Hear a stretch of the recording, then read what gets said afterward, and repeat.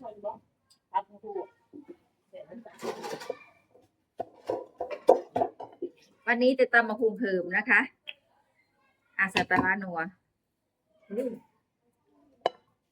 นึ่งข้าวกล่ำนะคะตำมะพุงเพิ่ม เขาจะมาส่งสิแค้นแต่ โอ้ยมาไหวพอจัก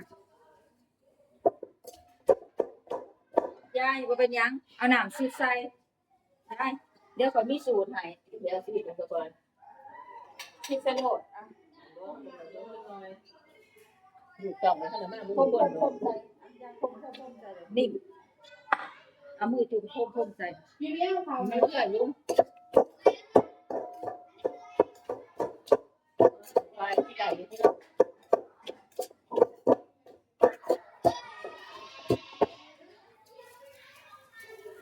อุ้ยมาเป็นตะแสบเลยนี่บ่ทันได้ แล้ แล้ว ว ผมว่ามันเครื่องเชื่อปลาที่ยัง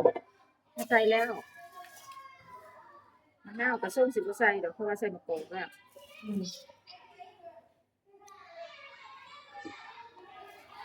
เอา